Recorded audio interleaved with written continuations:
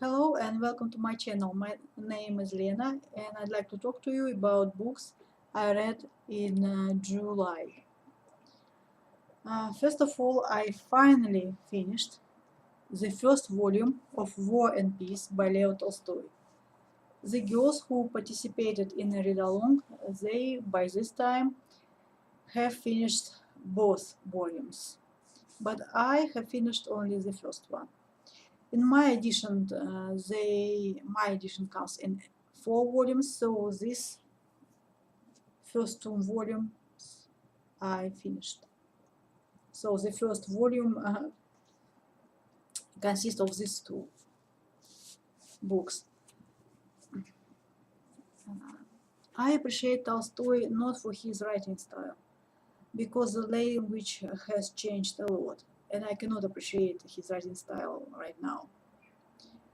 But I appreciated him from his characters, especially for his small characters, smaller than even supporting characters, like characters that probably appear in 2 or 3 separate episodes. I like them very much. Basically, the book is set in during the Napoleon era and tells about war with Napoleon.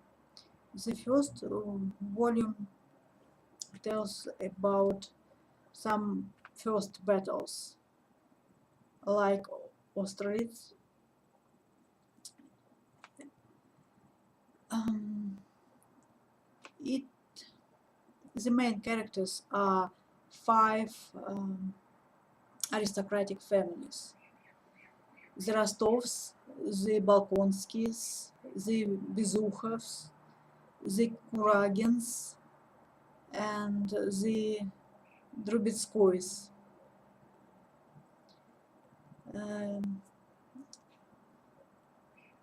in the Rostov family, it's mostly the children: Countess Natalia Rostova and Count Nikolai Rostov.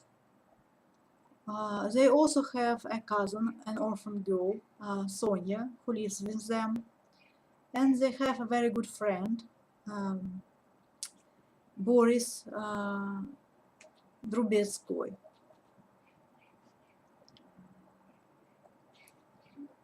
And they seem to be such a good friends that you think that they will be friends forever, but it's so not true. Natasha, she is a very lively child. She is, and we see them all first as teenagers, and then during the first volumes, they become young men and young women. And I like Natasha, but she is not interesting right now for me. She is a very lively girl.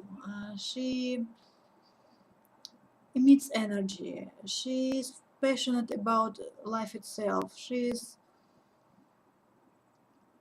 You would single out her from the group of her peers. You would have remembered her.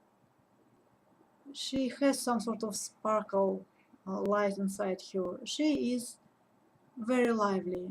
She is very alive. But there is nothing much to her right now. In first volume, she gets burned, and she is a very promising character for me. I think she will be a very interesting character, and she is very endearing. And at some places in the novel, Tolstoy shows how close she is to the Russian tradition, to the ordinary Russian people. I like her, but she's not that interesting for me right now. Through Nikolai, Count Nikolai Rostov, and through um, Prince Andrei Balkonsky, and through, I think, Prince Boris Drubetskoy, We are shown battles with Napoleon, we are shown the war, and it's the war itself, it feels very confusing, very bizarre, very horrifying, very cruel, and they all reveal some traits of character that they didn't know existed in them. War changed them in some ways. I actually found war more interesting because of the psychology of the change, because of the traits they reveal. At first, I found war more interesting, but the piece is very interesting also.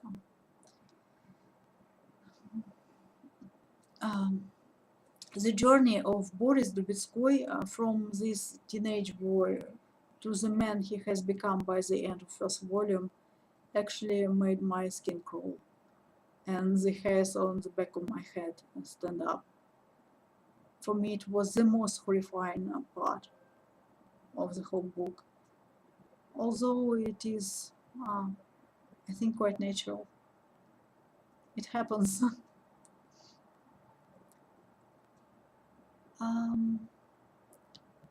I liked Nikolai at first very much. He was a very interesting character for me, but then I lost interest in him, and I failed to love Andrei Balkonsky. I think at school, when I was a young girl, I liked him very much. He's a handsome man, he has stiff neck, he's kind of rigid, kind of stubborn. But right now, I think he lacks the ability to forgive.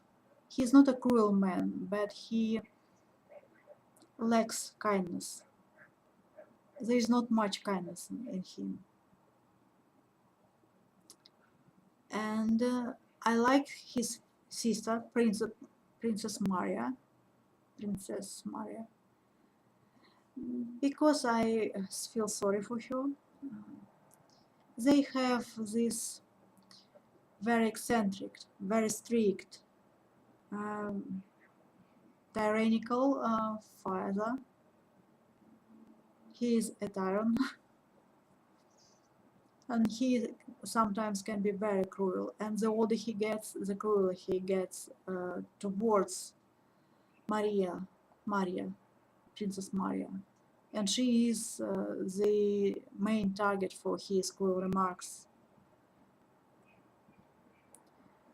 And I'd like her to be happy. The Kuragan family I very much dislike.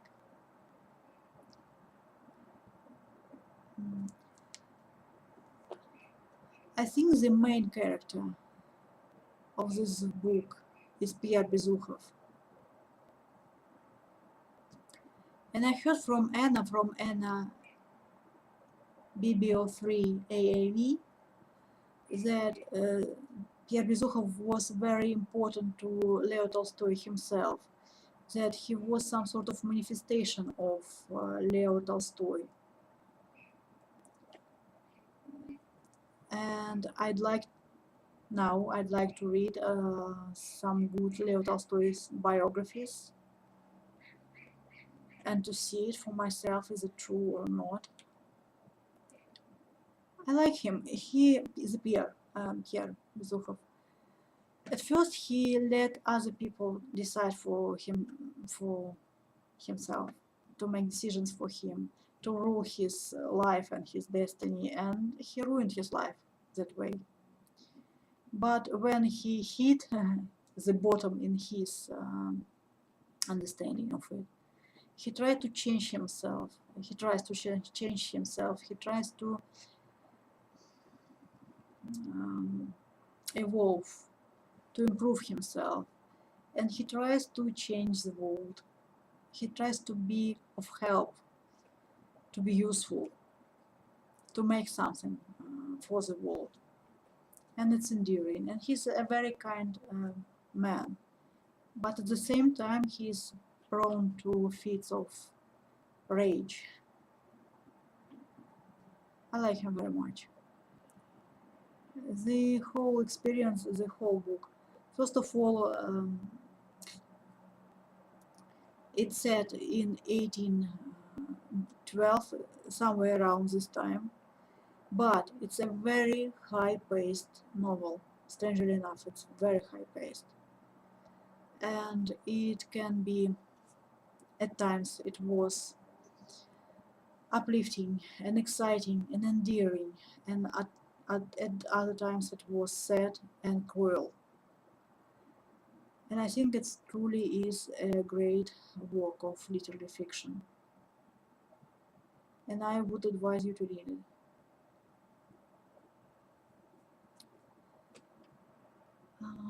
Then, oh, I have forgotten to mention that I really liked small supportive characters, and I become strangely fascinated with Fyodor Dolokhov.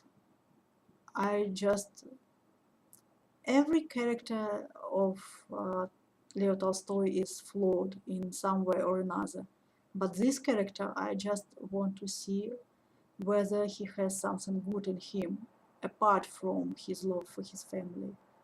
What will happen to him, I'd like to know.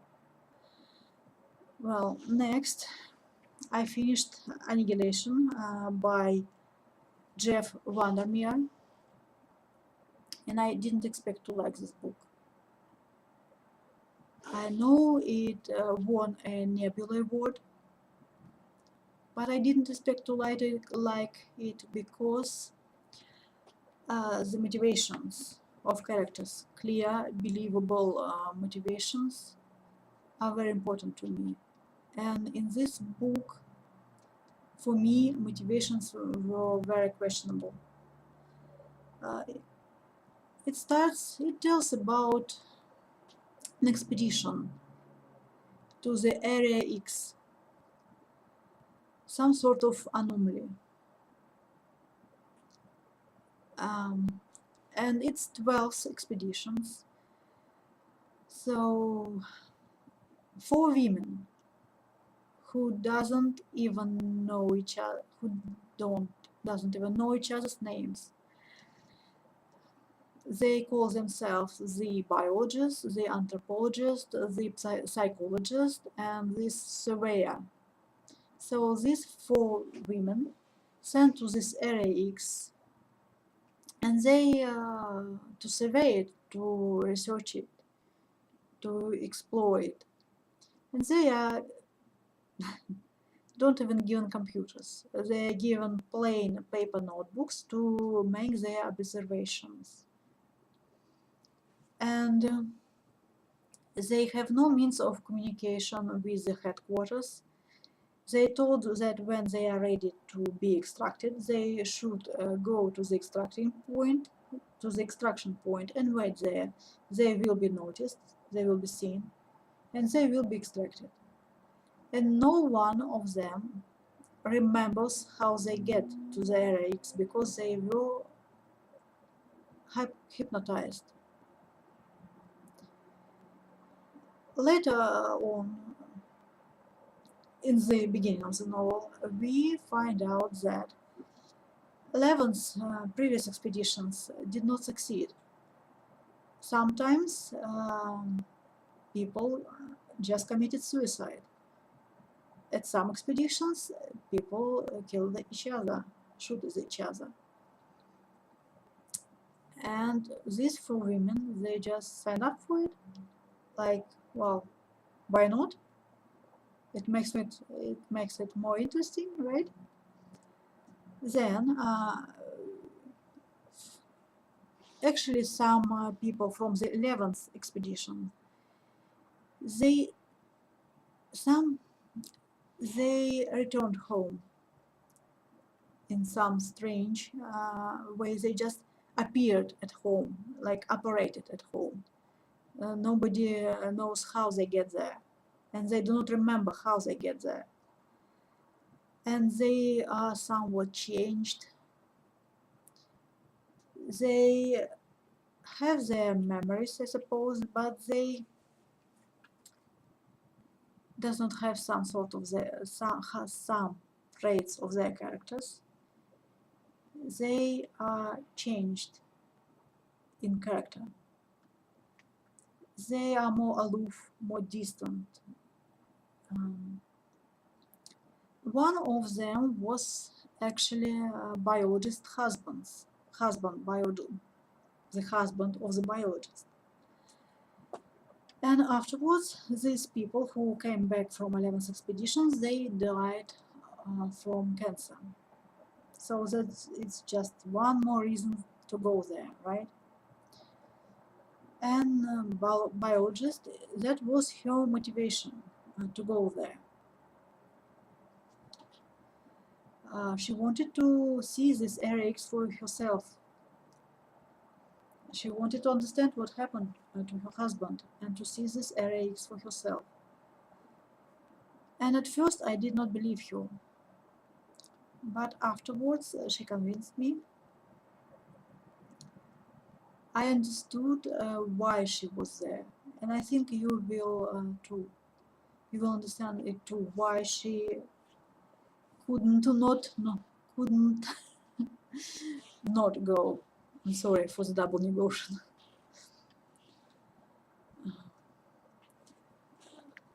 I didn't expect to finish this book, but it was on my phone.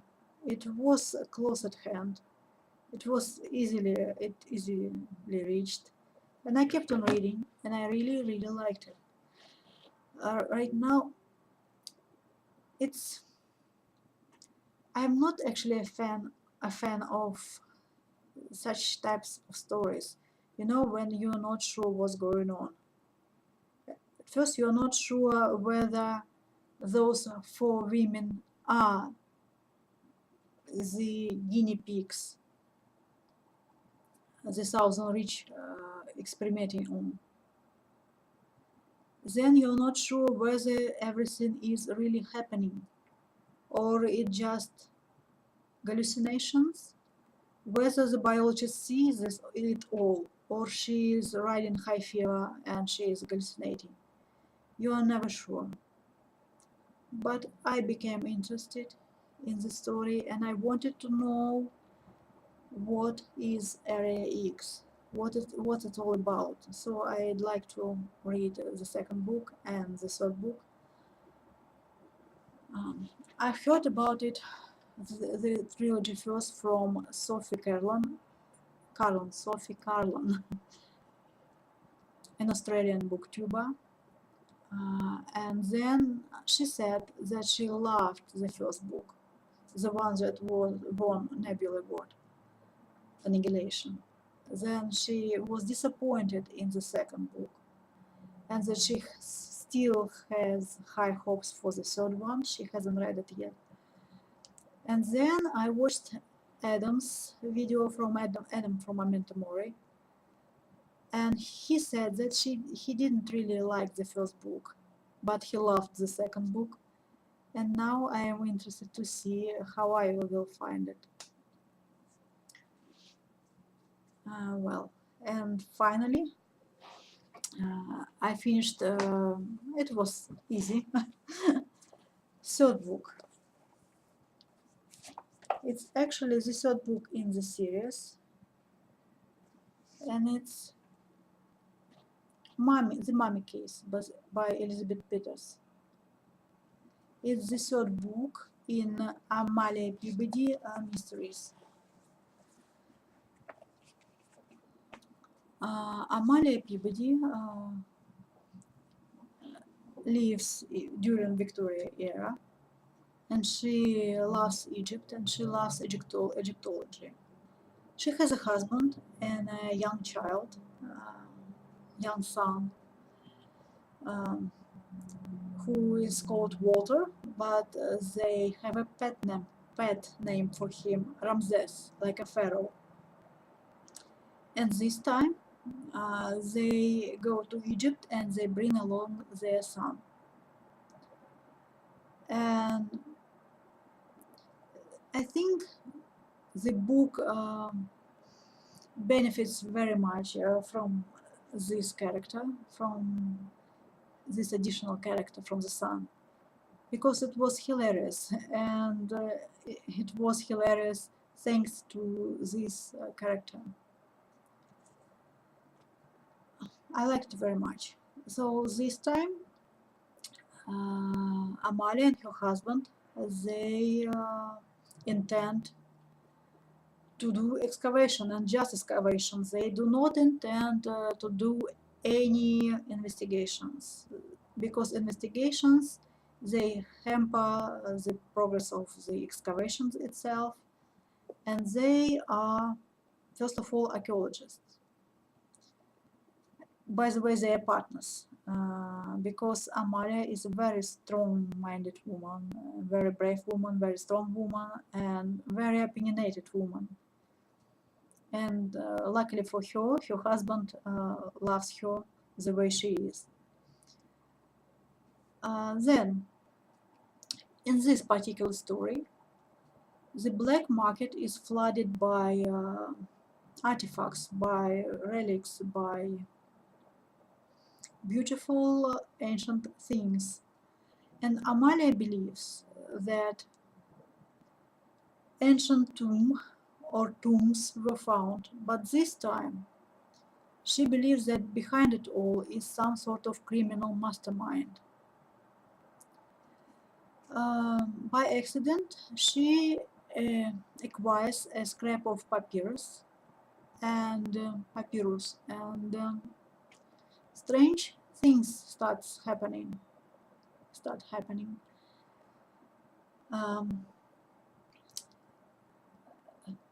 Visitors at night going through their things, murders, well, all that stuff. I enjoyed this book very much. It has a good set of characters, it has a good humor in it, it's written very well, but I think it's much more than just a palate cleanser. I advise you to read it if you needed a palate cleanser,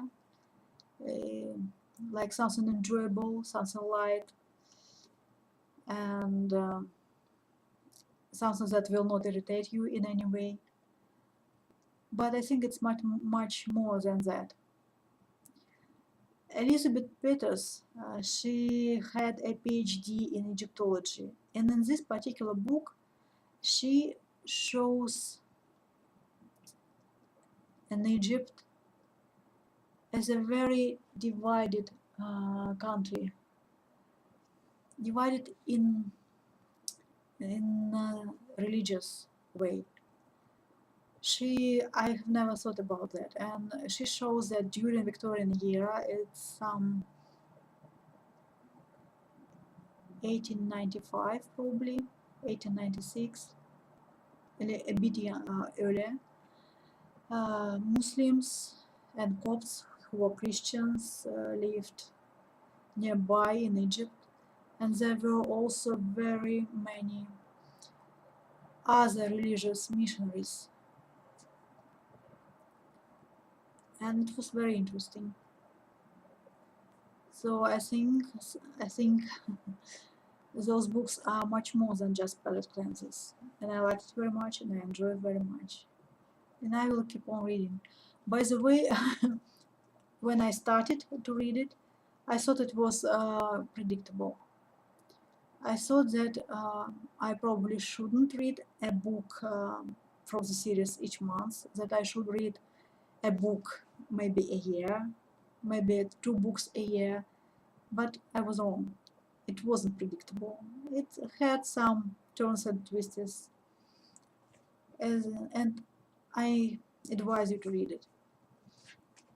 as a summary. But I advise you to start with the first book to see the relationship growing and evolving, because by the fourth book, Amalia kind of remembers her first meeting with the husband a bit differently, as it happens in life. Well, thank you for watching. Happy reading. Goodbye.